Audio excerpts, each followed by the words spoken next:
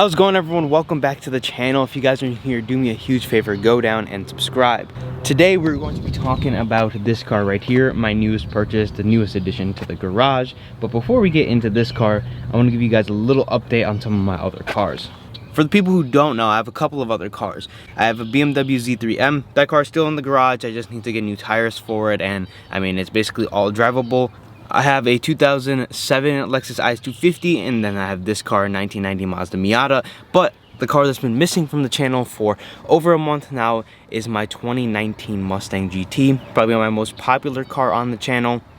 That car is coming back maybe today, maybe tomorrow. They told me end of the week. Today's Thursday, so Thursday or Friday I could get the car. I hope I get the car today or tomorrow because Automotion is this weekend, so I really want to take the car there. I can't take this car there because number one, it's not registered, but that's not the biggest deal because I have sent my application in the mail, so I have all the paperwork. I'm just waiting for my plates and everything to get approved, so technically I can still drive the car. But there's a couple of issues with this car with the e-brake and other things. I'll get to that in a little bit, but that's the reason I don't want to take this car. And I really want to take the Mustang. I might take the Lexus out, just go out there on Saturday or maybe tomorrow, like super early in the day, meet up with a couple of my friends. But I really would want to take the Mustang, and hopefully I get the car back. That's the biggest update I've had on the car so far.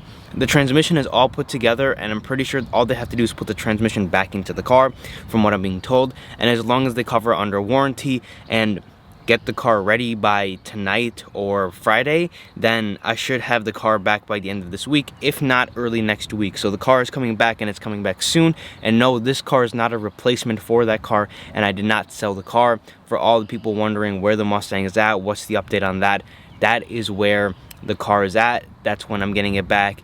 But let's get into this car right here. Some of you guys did watch my last video. I picked this car up on Sunday, so a couple of days ago, and it's not the cleanest car in the world, but it definitely is not the worst. It's got no rust on it, which is the main reason I picked it up. And in the last video, I gave you guys a little tour of some of the things that are wrong with it. Number one, I don't have an e-brake. That just doesn't work. We're gonna try adjusting that in future videos. I just haven't gotten to it because I have to take the whole center console apart and all of that, so I will get to it. Also, the paint is not perfect. There is like a crack right here. There's a scratch right here. Again, I'm not really too concerned about these things because I'm gonna be driving the car a lot, but I might get that one scratch touched up, and I might get this touched up as well. I guess there was a spoiler here or some type of whatever here at some point that the previous owner took off and basically bondoed. I might just order a whole new trunk piece. I'm not sure if that's going to be cheaper or more expensive to fix. I just want the paint to not look like this. So if someone can make this look good for not too much money, I'll definitely go ahead and do that. Also, this car has an exhaust on it. I had thought it had an exhaust, but I never really poked around underneath to find out. But if you see that right there, that is actually an aftermarket muffler right there. As you can see, the car is pretty clean underneath. Of course, it has surface rust, but for the most part, it's just surface rust. I specifically looked forever for a cheap, running, non-rusted car. Those were my three criterias for buying a Miata, because if I wanted to buy a rusted Miata, I wouldn't want to pay more than $2,000 for it, because I think that's what they're worth. It has an exhaust on it, so I might as well fire it up and let you guys hear it.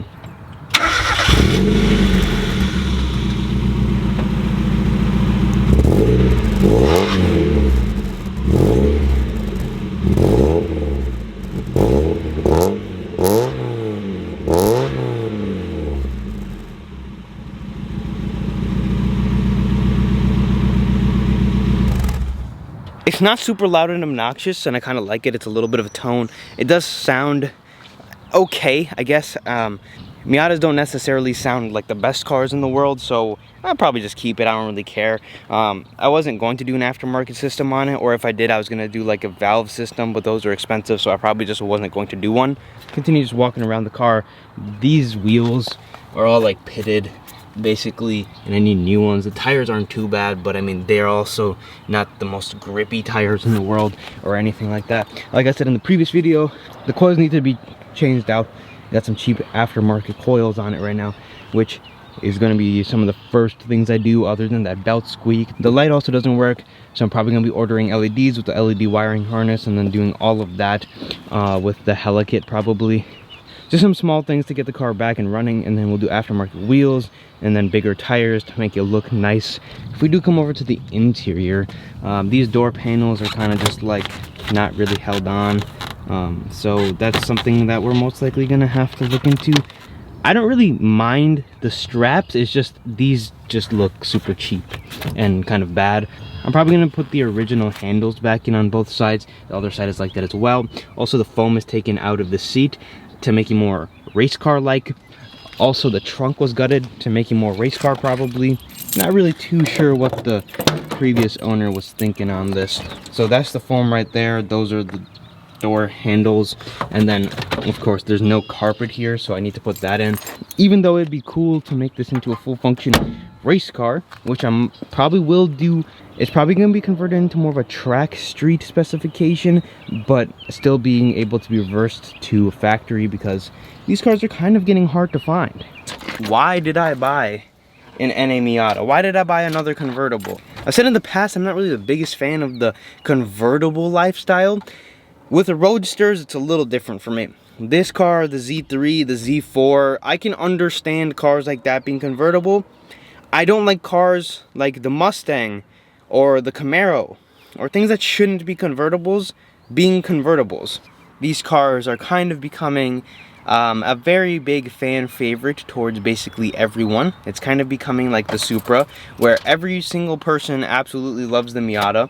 For obvious reasons, it's a very affordable, reliable, easy to work on platform, and it has 50-50 weight distribution, so it handles in corners amazing. The reason I got this, even though I have the Z, is because number one, this is easier to work on than the Z. Number two, it's gonna be something I can put miles on without really caring about. The Z only has 80 something thousand miles, and it's kind of like a collectible car, while this, I don't really care about all the mileage. I'm going to be dailying this car. That car I do still drive, don't get me wrong. I'm still going to enjoy it and drive it. But also, it has appreciated significantly more than what I have into it. I mean, it's a Miata. Like, it's a fun little car. I don't really have to care about the resale value all that much. Even though I'm going to consider that and not absolutely destroy this car, I can do fun mods, take it out on a track.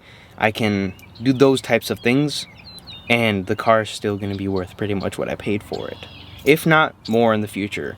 I don't think these cars are going to depreciate ever, because they're getting harder to find a good example, and more are just getting beat up. I don't think they're going to like appreciate to $20,000, but I might be able to get my modification money out of it, which is basically all I would want. I did not buy this car thinking it'd be an investment. I bought this car thinking it would be something I can have fun with, and if I ever do want to sell it, I can get the money out of it, which is something you should consider when you're buying a secondary car. So that's basically the reason I bought it. I can modify it, I can have fun with it, and not really care about it. Plus, gas is super expensive, and this car is pretty good on gas. Plus, it's fun. Who doesn't want a Miata? Of course, I had to get the manual. There's no way I was getting a Miata and not getting a manual. Let me know what you think about this car in the comment section down below. Do you like the Miata? Do you not like the Miata? What? Why? I think it's an awesome car for the price, even though they've appreciated a lot. And I mean, it has flip-ups. Eventually, I might step into an NB. Maybe after this car, or maybe if I ever come across a good deal on it in a couple of years from now, I might step into the NB to experience that. And then if it turns out I like that car better, I might sell the NA. If you guys are subscribed for like Mustang content, BMW content, don't worry. All of that is going to be here. The Lexus content, it is still going to stay on the channel. It's just another car I can make videos on. So there will still be content on those other cars, not to worry. In fact, let's actually go take the BMW out and put this car next to it. Anyone who complains a Miata is slow just doesn't understand what they're for, I guess. Once you take this car into the back roads, like I did a couple days ago, the car handles amazing. And I mean, yeah, I drive a 460 horsepower Mustang. My BMW is like the same car basically, but a little bit bigger and a lot more power.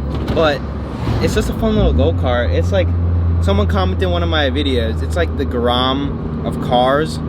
I don't know why I put the e-brake up, because if I put the clutch in and take my foot off the brake, we're rolling. Got the two cars parked next to each other. This car is so much bigger than this car is. you know, they're pretty similar in size, I guess, lengthwise. This has a 3.2 liter underneath. It is parked a little forward, so I mean, it's like a little bigger, definitely a lot wider. Well, it looks like it's gonna rain. I'm gonna end off the video there. If you guys did enjoy, make sure to leave a like, subscribe to the channel, just giving you guys a little insight on why I bought this Miata and what is to come in the future. If you guys stuck around for this long, I'll give you a little bit of an update on the Bronco. So right now, I have it mailed forward. I'm trying to figure out what's going on with my specific order, and hopefully they get back to me. I know it's like, I've said this in the past, I'm just trying to get in contact with Ford. I feel like that's where everyone is at with these cars, and I guess we'll figure out. I hope it comes by the end of summer. If not, I don't really know what I'm gonna do. We'll figure it out though. That is all I have for this video. If you guys did enjoy, again, leave a like, subscribe. You want to see more of these cars. But other than that, I will see you guys in the next video.